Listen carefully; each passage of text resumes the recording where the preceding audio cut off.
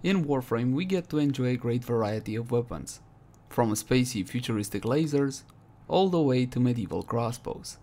Hey guys, hello and welcome back. As always, my name is Lazar, and today we're going to be diving deeper into this Mastery Rank 7 primary weapon, the Attica.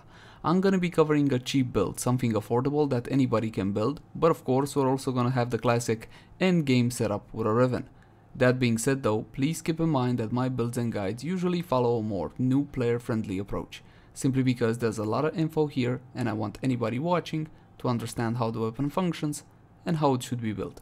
So if you're a veteran of the game and already know most of this stuff, then please have a little patience.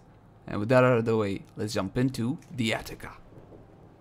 Let's begin by checking out how the weapon handles without any mods equipped, and for that I'm simply gonna be taking a couple of free shots. The Attica is a crossbow and it will fire these arrows or bolts. They have travel time and a very small drop off. You can't exactly notice the drop off unless you are trying to fire at a target that is really far away. It is a very minute drop off, and normally when aiming you should just go for flat headshots. It's an automatic crossbow and the recoil on it isn't really all that bad. As you can see, even from like 30 meters away, I'm managing to hit the exact same point while going for automatic fire.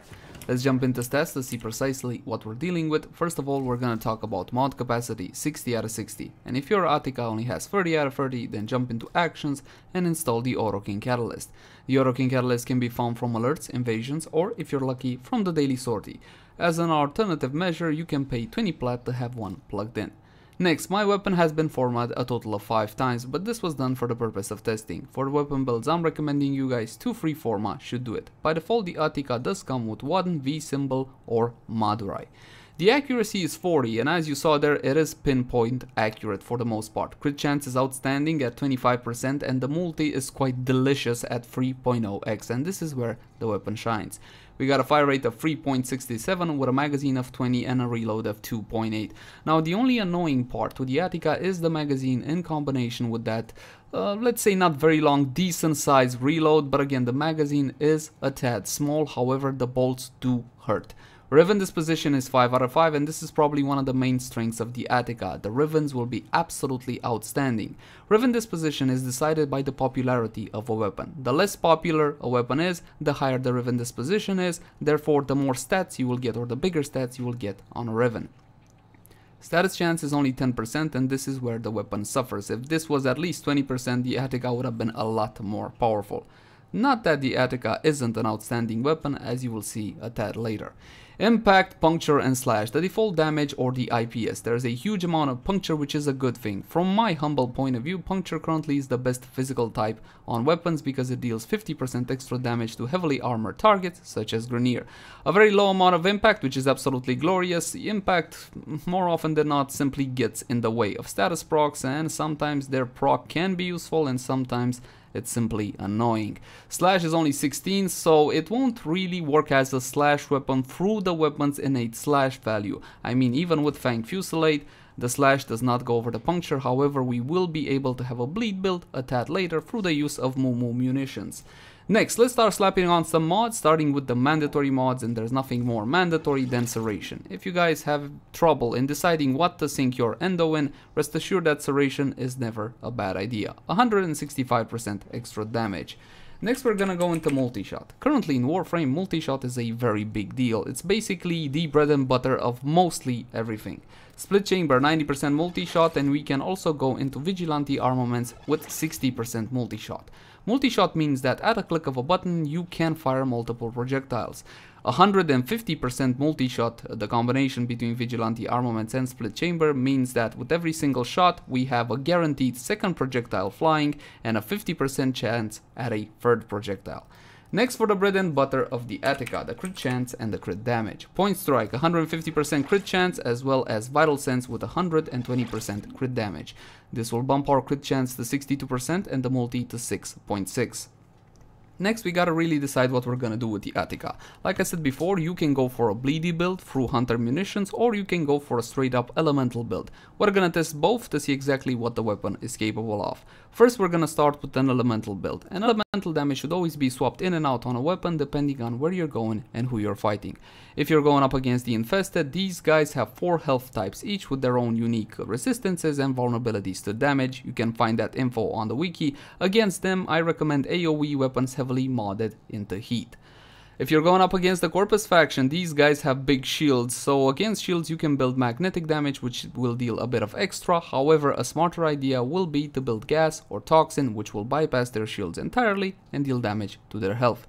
The Grineer are currently the toughest targets in Warframe, and they have 2 armor types. You have ferrite armor, which is weak to corrosive damage, and you have alloy armor, which is weak to radiation damage. Against Grineer, more often than not, your safest bet is to build corrosive, and that's what we're going to be doing initially. The elemental combo between toxin and electricity. The next question will be, should I go for the 60-60 mods or should I go for the 90 mods? And I'll be honest here, the base status chance of the Attica is only 10%. The difference in testing between the 90s and the 60s was very small. So by all intents and purposes, go for whatever you want, but the 60-60 mods did have a slight edge. But again, it doesn't matter all that much. High voltage, this one is farmable from the game, from the mission Naelgar on the planet Eris. You have to find all the free secret caches, then upon extraction you have a 5% chance of getting this one or Shell Shock, which is the exact same mod only for shotguns, and you will need both of them, so head on over to the Naelgar. Keep in mind that the farm on it is pretty grueling, so you can hit up the trade chat and pay roughly 50 plat. Check Warframe market for more appropriate prices. Got my electricity. Next we're gonna go into toxin with malignant force. 60% toxin and 60% status chance. This one is a lot more easier to obtain from corrupted Vor in the void, and the price on the trade chat on PC is currently between 10 and 15 plat. I made corrosive on the weapon and I bumped up my status chance to 46.3%. This is a shot status chance and it was increased by multi-shot and the 60-60 mods. The last slot on a weapon is what I like to call an option slot, and in this one you can plug in whatever you like. Punch through is never really a bad idea on mostly any weapon, so you can go for something like Metal Auger. 2.1 meters worth of punch through, never a bad idea. You can also increase your elemental combo. Once again, against ferrite armor, this corrosive will be dealing 75% extra damage, and if I was to add a 90 mod, that will be increased to 1113. Now, if we were to take into account status procs with the Attica, which is not the best of ideas because again, that base status chance is awfully low, you gotta look at the IPS times 4 when you're trying to figure out what exactly will proc or what is the proc picking order, simply because the impact, puncture and slash, the physical types have a 4 times greater chance of proccing over elemental types such as corrosive. So you can go for something like this, or you can drop high voltage because I know a lot of you guys don't have it, and you can use 2 of the 90 mods.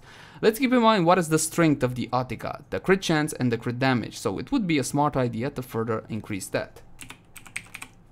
You can get more crit chance with Argon Scope. The Acolyte event has just ended and the price for Argon Scope currently isn't 200 plat anymore, but still roughly around 100. If you don't have this one, then forget about it. Here's a much cheaper option, Bladed Rounds, and Bladed Rounds will give you 120% crit damage on kill while aiming for 9 seconds. I am not a particular fan of on kill effects, but any of these mods will be a worthwhile idea. By all intents and purposes, you can even drop Vigilante armaments and go for Bladed Rounds together with Argon Scope. But to keep it cheap, to keep it affordable, for the time being, we're gonna go like this and see what the Attica is capable of. We're gonna be spawning in Corrupted Heavy Gunner. These guys will be level 120, some really tough targets, and let's keep in mind that this is only an MR7 weapon, and let's see what it can do against these guys. As you can see, the weapon is capable of shredding through a target with no problem at all. And the orange crit that you saw there, that was generated by Vigilante armaments. You have that 5% chance of upgrading a critical hit. In Warframe, you have several tiers of critical hits. You have yellow crits, which are up to 100%, orange crits, which are over 100% between 100 and 200, and the red crits will be from 200% to 300%. So keep that one in mind. The Attica can definitely pack quite the punch. Considering it's only MR7 and all the nasty things I heard about this weapon, I honestly wasn't expecting for it to kill a target in a full magazine, but it can. As you can see, especially if you're just a little bit lucky with those corrosive procs, it's gonna be a bit more efficient. And you can increase the, well, the chance of you getting a corrosive proc by swapping out the Stormbringer, the 90% electricity mod, with high voltage, the 60/60 electricity mod. Now this is what I like to call decent. For an MR7 weapon, that's not bad at all, but the Attica can do a whole lot more than this. However, for that, we're gonna have to change the build just a little bit. Next, we're gonna go for a bleed build through Hunter Munitions, and there's roughly 2 variations for it. You might have saw that I was proccing an Arcane there. The Arcane that I was proccing is Arcane Fury. And Arcane Fury on critical hit, 40% chance for plus 120% melee damage to weapons for 12 seconds. I just pointed that one out just so you know I didn't skew the test results. I just forgot to take off the stupid Arcane. It had no effect on the Attica. Let's switch to a bleed build. And I kept my mandatory mods: Serration, Split Chamber, Point Strike, and Vital Sense. This should always be present on the Attica. Next, we're gonna get our bleeds through Hunter Munitions. Hunter Munitions currently in Warframe is a very overpowered mod. It's good on basically any primary that has a high critical chance, like the Attica. 30% chance to apply a slash status to an enemy on critical hit. So getting more crit chance out of the Attica will mean we're getting more out of Hunter Munitions. When building a weapon for slash in general, it's a smart idea to build viral damage. Viral damage on a status proc will reduce the maximum health of a target by 50% for the duration of the status proc. Therefore, in a way, your slashes will be dealing double damage. Viral is the elemental combo between cold and toxin. When it comes to cold, if you have prime cryo rounds, go for it. We're gonna use the 90 mods over the 60/60 mods because we're not trying to proc anything from the weapon anymore. The slash value it has, it's awfully low. It's really down in the proc pecking priority, so we're not gonna worry about it. We're gonna go for the 90 mods with cryo rounds and infected clip. Now we got a whole bunch of viral, 725. I'm not very interested in getting this value too high. What I'm interested from viral is its proc, and I only need 1-2 procs to get the most out of a slash build, so keep that one in mind. The last slot once again is your option slot, and a safe bet and a cheap bet once again would be to go for multi-shot with vigilante armaments, so we get more arrows on the target or more bolts. And this is going to be the second build we're going to be testing. So let's see how this one will work. It is quite potent. It is a little bit better than the corrosive build, but I do have one additional variation of this build that we're gonna test a tad later. We're gonna hit a target till about 50%, and you will see that after 11 bolts on the target, I am bleeding the target out with no problem at all. Now that was a whole lot more efficient than before. Now, unfortunately, the, well, consistency of the viral effect isn't always there. As you saw there, the first target had no viral effect, the second target, however, did. Once again, shoot a target till about roughly 50% HP, got viral, got bleeds, and the target will get absolutely shredded. From my point of view, for the Attica, it's much more worth going for a slash build through Hunter Munitions than it is going for an elemental build. And I'm the type of player that prefers corrosive builds out of principle, but as you can see, this is a whole lot better. And I have one more variation to this build for you guys that is a bit more efficient. We're gonna drop the viral effect. As you saw there, it's not entirely consistent, but of course it's not a bad idea, especially if you have prime cryo rounds. Gonna drop these two, and we're gonna go for more crit chance and crit damage.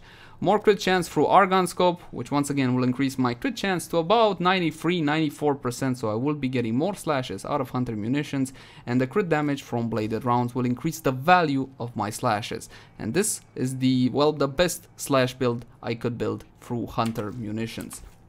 Riven is not taken into account, of course, and we do have an awesome Riven that I will showcase to you guys a tad later. Now with this build, in order to see its full power, I'm gonna have to kill a target, so I get the bonus from bladed rounds. Once again, shoot it till about 50%, then watch the bleeds do the magic. About 2,000 per bleed. Now, with the bonus from bladed rounds, you will see that the value of the bleeds will go up 3,026. And once again, that is the power of bladed rounds. I don't enjoy on-kill effects, but I cannot possibly deny the power of this mod. Look at that, absolutely bloody glorious. If you're looking for a Hunter Munitions build, these are your two options. You either go with Argon Scope and bladed rounds, or you can go for a viral setup with infected clip and cryo rounds or prime cryo rounds. And this is the build I'm gonna be recommending to you guys. The Attica can be an absolute beast, a monster of a weapon considering it's only MR7, but we haven't seen its full strength just yet. Like I mentioned in the intro, its power lies in that Riven disposition of 5 out of 5. Now, I don't like weapons that require Rivens to be good, but as you saw, the Attica is quite powerful even without a Riven. However, A Riven can take it from good to great. And check out this one. I got multi-shot 169% and 248.7% critical chance with a negative plus weapon recoil, which is totally manageable for the most part, that is. You can see these high amounts once again because of that Riven disposition of 5 out of 5. And once again, this is a bleed build with bladed rounds, argon scope, and Hunter Munitions. And we're gonna test the weapon out like this. Once again, we're gonna be spawning in the exact same targets. And we're gonna need to get a kill to get the benefit from bladed rounds. Now check out the crits. Even without bladed rounds, this is absolutely bloody hilarious. I love the Attica. Keep in mind that this is a silent weapon, so you can take it on spy missions if you so desire, if you don't want to use hush invisibility or something like that. This is absolutely hilarious. I mean, it takes about 5 bolts, something like, not even 7, okay, 7 bolts to kill off a target. Let's try for 5 bolts now. 1, 2, 3, 4, 7 bolts again. God damn it. So bad at counting.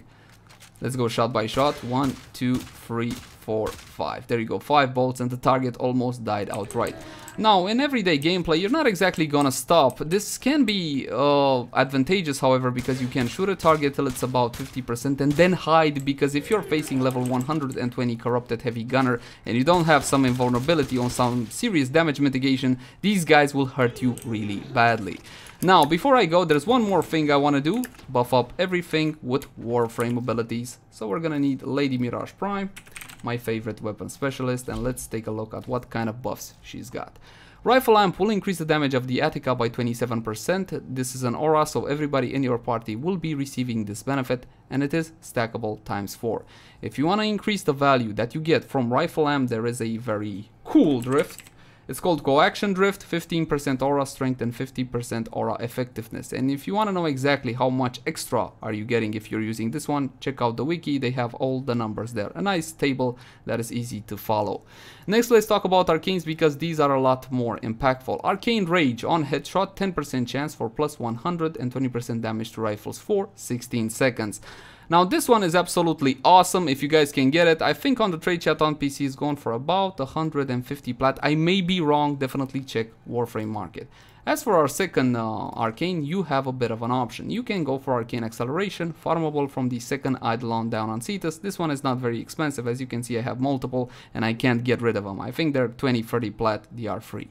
On critical hit, you will get 60% fire rate to rifles. Now that is definitely good, however the Attica only has 20 shots in a clip and the reload is 2.8. Basically, you're gonna be bumping into a lot of downtime.